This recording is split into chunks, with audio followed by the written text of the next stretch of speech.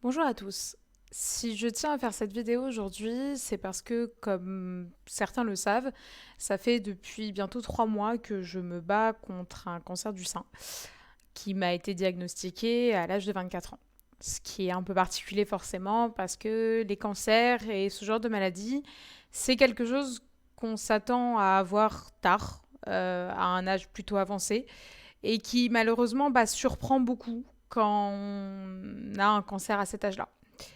Alors forcément, c'est un énorme choc, c'est des choses qui changent dans la vie, c'est des nouvelles choses, de l'adaptation, forcément, beaucoup.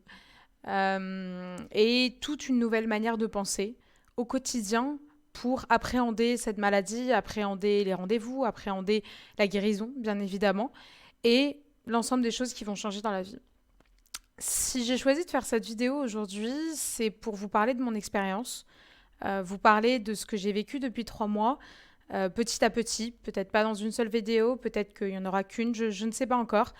Mais je voulais pouvoir avant tout en fait sensibiliser les jeunes femmes et jeunes hommes, parce que des hommes peuvent aussi être confrontés malheureusement à ce genre de maladie.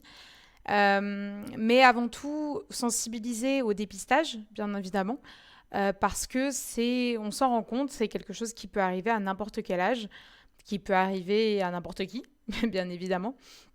Et le dépistage a donc cette importance. Donc la première chose dont je vais vous parler ici, c'est comment c'est apparu, un peu mes antécédents, parce qu'on me les a beaucoup demandés. Et est-ce qu'il y a quelque chose en fait qui aurait pu, un signe précurseur en fait, qui aurait pu tout simplement annoncer que bah oui, peut-être que ça allait arriver.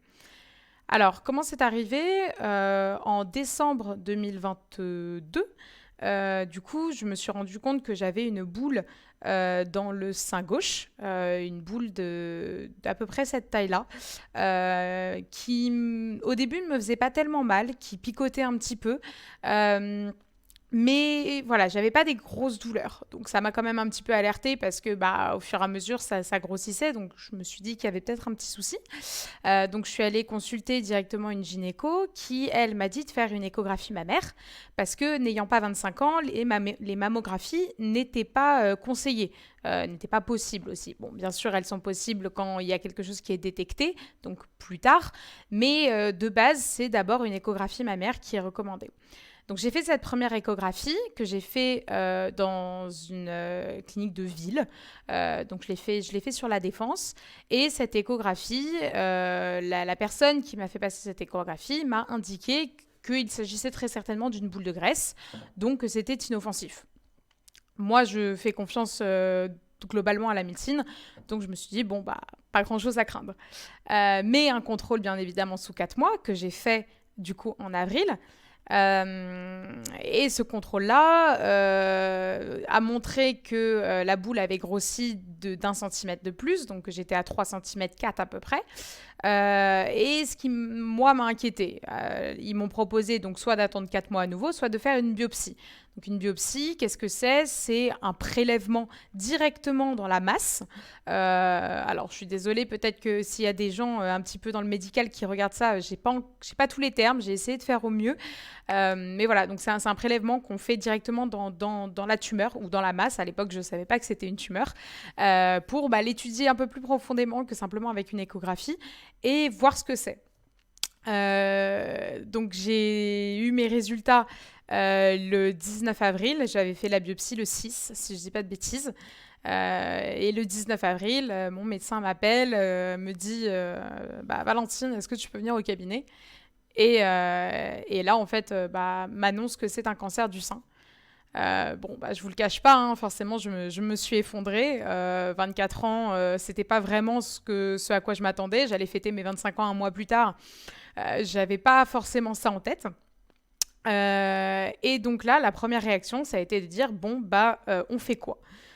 Sur le moment, je pense que j'avais pas du tout réalisé. Je comprenais pas trop ce qui se passait. Je pense que j'avais une forme de déni un petit peu, de me dire non, ça peut pas être ça en fait. Peut-être que c'est qu'un kyste, peut-être que c'est bel et bien quelque chose de bénin, peut-être que c'est qu'une boule de graisse.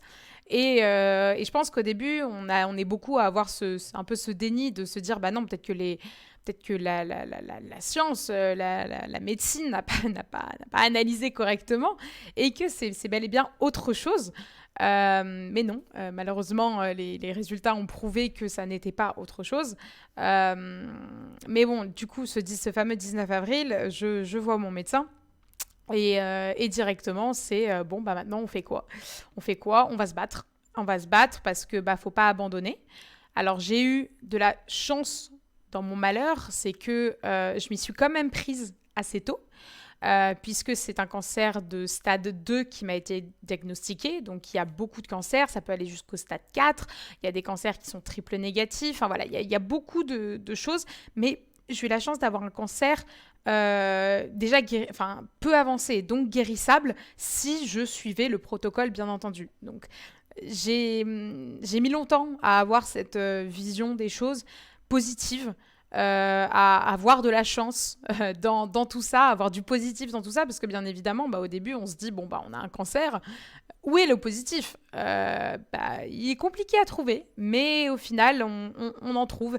C'est des petits détails à droite à gauche. Moi, mon principal détail, ça a été de me dire heureusement que je l'ai eu cette année, une fois que j'avais un CDI, une fois que j'avais une situation stable, et non pas quand j'étais encore en études pendant mon master, parce que bah, j'aurais sûrement pas fini mon mémoire, j'aurais sûrement eu beaucoup de difficultés à finir mes études, et bah, c'est une chance dans mon malheur que ça soit tombé à ce moment-là. Bien évidemment, je ne vous le cache pas, j'aurais préféré ne jamais avoir cela, mais je pense que c'est très important aussi de garder et de voir des aspects positifs à tout ça, parce que malgré tout, si on reste sur le négatif, c'est là que c'est très compliqué, mais je pense que ça, j'en parlerai un petit peu plus tard. Donc pour ce qui a été du traitement, directement, j'ai eu la chance d'être prise en charge très rapidement, donc c'est-à-dire dès le 20 avril, à l'Institut Curie à Paris. Donc c'est l'un des meilleurs instituts qu'il y avait. Et là, il y a eu 2 semaines, en fait, non-stop, où j'ai enchaîné les analyses, les mammographies, les échographies, scintigraphie cardiaque, le TEP scan, la pose de PAC, la pose de clip, l'analyse des ganglions. C'est déjà pas mal. Et des prises de sang, bien entendu, à gogo.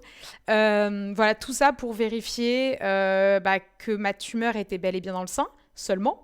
Que j'en avais pas ailleurs. Donc la scintigraphie cardiaque notamment permet de vérifier qu'il n'y a pas d'autres zones du corps qui sont touchées.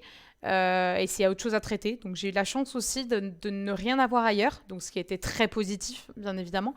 Ça permet aussi, tous ces examens permettent également d'ajuster le traitement qu'on va avoir, d'ajuster bah, comment ça va se passer en fait. Donc la chimiothérapie, bien entendu.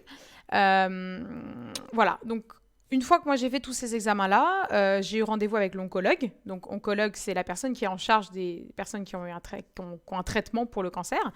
Et mon parcours de soins a été défini. Donc le parcours de soins est différent pour plein de personnes.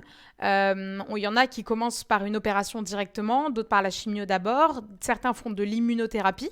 Moi, ça m'a été proposé, mais c'est un traitement encore assez expérimental. Et j'ai fait le choix en fait de suivre un traitement classique qui m'assurait de ne pas trop sortir des sentiers battus.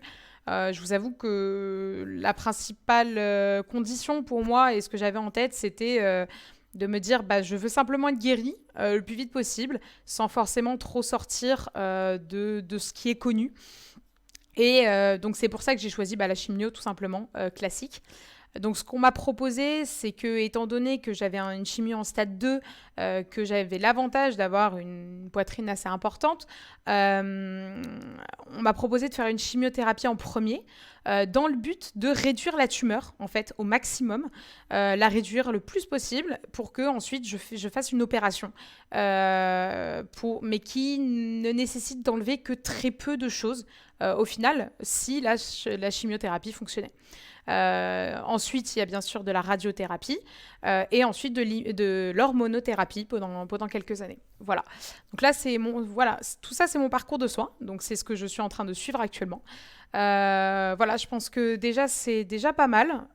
J'attendrai des retours sur cette première vidéo. Peut-être que ça n'aura pas d'impact ou quoi. Mais voilà, moi, je pense que c'était important d'en parler. C'était important pour moi d'en parler et de me soulager de ça.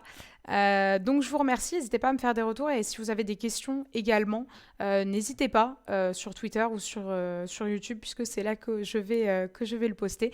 Mais n'hésitez surtout pas, c'est pas quelque chose dont j'ai honte aujourd'hui, c'est ma vie, ça m'est arrivé malheureusement, mais je suis persuadée que ça me permettra d'en sortir plus forte et j'espère qu'en tout cas cette vidéo vous sera utile.